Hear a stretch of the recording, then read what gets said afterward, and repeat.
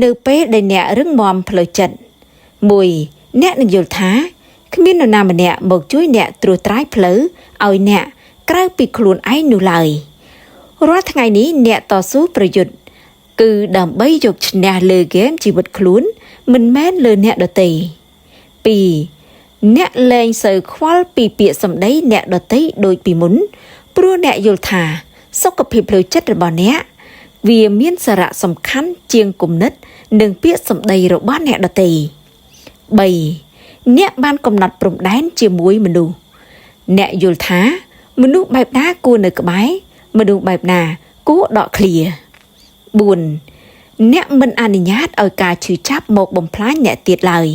ផ្ទុយទៅវិញអ្នកបង្កើតកម្លាំងចេញពីការឈឺចាប់ដើម្បីជំរុញខ្លួនឯងឲ្យកាន់តែប្រសើរជាងមុន 5. អ្នកចាប់ផ្ដើមទទួលខុសត្រូវ 100% សម្រាប់ជីវិតផ្ទាល់ខ្លួនរបស់អ្នកហើយអ្នកឈប់ត្អូញត្អែឬបន្ទោសនរណាម្នាក់ឬស្ថានភាពនោះទៀតហើយ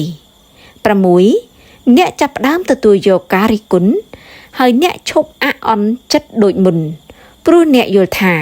ការរិះគន់របស់មនុស្សអ្នកមិនអាចគ្រប់គ្រងបានទេ 7. អ្នកឈប់ទទួលយកដំបូន្មានពីមនុស្សដែលមិនមែនជាកន្លែងដែលអ្នកចង់ទៅនៅក្នុងជីវិតអ្នកទៀតឡើយផ្ទុយទៅវិញអ្នកចូលចិត្តស្ដាប់ពីអ្វីដែលផ្ដល់ថាមពលដល់គោលដៅជីវិតរបស់អ្នក 8. អ្នកយល់ថាជីវិតគឺត្រជាក់នៅពេលដែលគ្មាននរណាម្នាក់ដឹងអ្វីអំពីអ្នកសូម្បីតែមិត្តភក្តិជិតស្និទ្ធនិងគ្រួសារ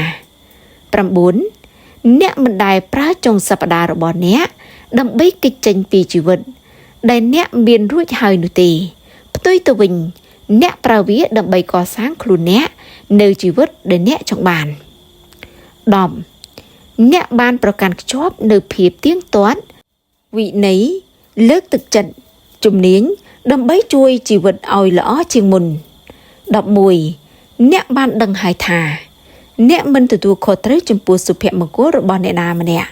ក្រៅពីខ្លួនឯងឡើយ 12. អ្នកលែងបង្ខំជំនឿរបស់អ្នកលើអ្នកដទៃទៀតឡើយអ្នកយល់ថាមិនមែនគ្រប់គ្នាត្រូវគិតដូចអ្នកនោះទេត្រូវចេះអត់ធ្មត់ខ្លះចាស់ទុំហើយអាយុច្រើនហើយកុំឲ្យកើតមានកំហុសដដែលៗច្រើនដងពេកក្នុងឆាកជីវិតកុំព្រោះចិត្តឆេវឆាវមិនចេះទប់កំហឹងមិនចេះទ្រាំថ្ងៃណាមួយប្រយ័ត្នរលាយលទ្ធផលកសាងមករាប់សិបឆ្នាំការធ្វើដំណើរជីវិតមួយនេះ